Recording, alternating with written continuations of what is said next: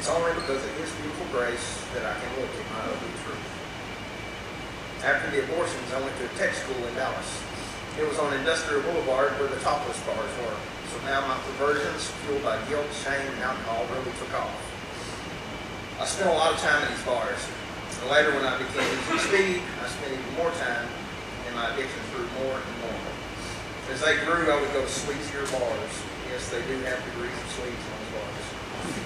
Data centers introduced me to prostitution. In my final progression, I was spending much of my time in motel rooms that you rent by the hour with male and female prostitutes. And that's probably where I would have died if I didn't go to prison. So now, with that, let's talk about what drugs did for me. I didn't use drugs until my mid or early 20s. I told myself that I would only sell drugs, not use them. Like there's some kind of moral standing there. I don't know what that was about. But then again, I did use only one drug. My drug of choice was amphetamine.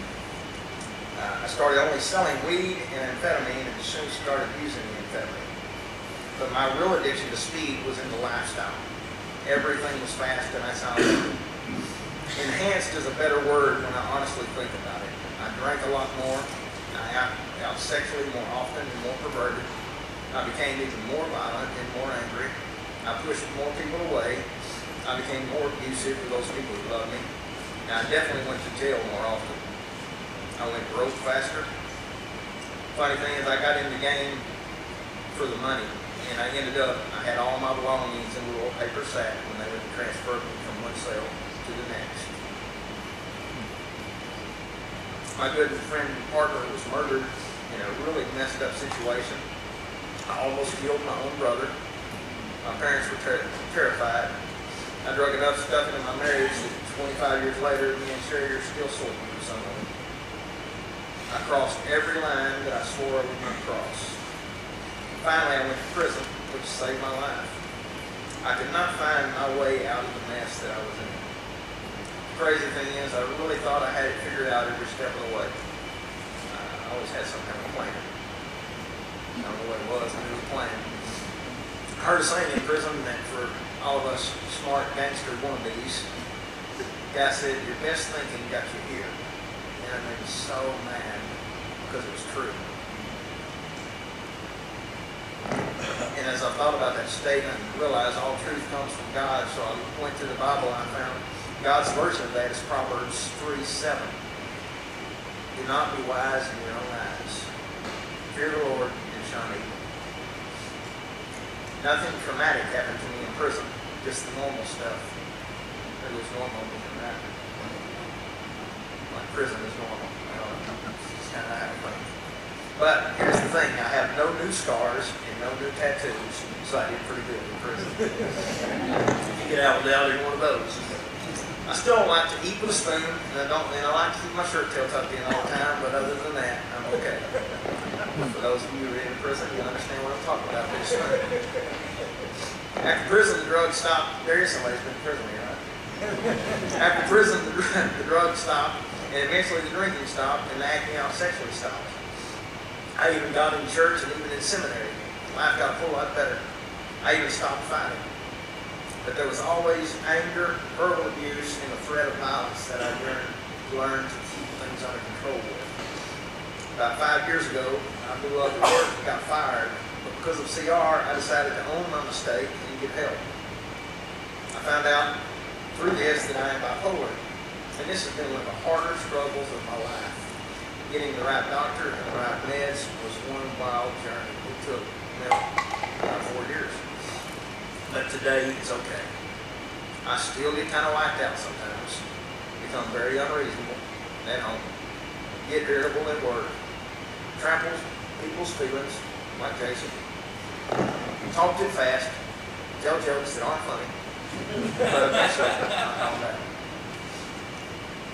The crazy thing is during all of these things that I mentioned, I realized this on the way up here tonight, through all that stuff, I somehow maintained my arrogance to the whole world. And I was insane. But I realize now that it was a false arrogance. Some of the worst things that have happened in my life are the things that didn't happen in my life. For example, my family didn't say I love you or show any affection. I didn't learn to respect authority. I wasn't taught about sexual purity. Can't even say sexual purity. Sexual purity or how to treat women. I didn't learn to trust or to be trustworthy. I didn't learn conflict resolution. I didn't have self-respect, so I couldn't be respectful. I didn't learn to set goals, make plans, so I just survived for years. I still don't like accountability. I wasn't taught to be assertive instead of aggressive. I wasn't taught that I'm valuable and loved by God. But thanks to God, I'm learning these things today through His Word, His counselors, His doctors, His program called CR, and His fellow strugglers. But I got to correct that. The Bible doesn't call us strugglers. The Bible calls us overcomers. That's what I'm here with. So, let's keep things balanced. Now the good stuff. I started out sweet and adorable, remember? I made a lot of good friends and really made good grades through school. I don't know how that happened. I won a full ride scholarship. I'm really good at my job. I went to seminary. I have a master's degree from seminary. I have two beautiful, intelligent daughters. I have a beautiful wife of almost 25 years. And as of today, our marriage is good.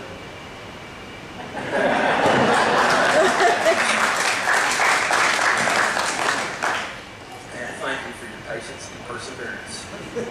I have some really good friends and a family in CR. I've served in ministry as a bus captain for underprivileged children, as a children's church pastor, youth pastor, senior pastor, interim pastor, and the unofficial CR pastor. I've been involved in every level of Celebrate Recovery, but most importantly, I've been a step study leader, because that's where real leaders are made. So without my life, without Jesus, my life was a sick, twisted, and fruitful. But with Jesus, I'm recovering, restored, renewed, regenerated, and reinstated. Thanks for letting me share.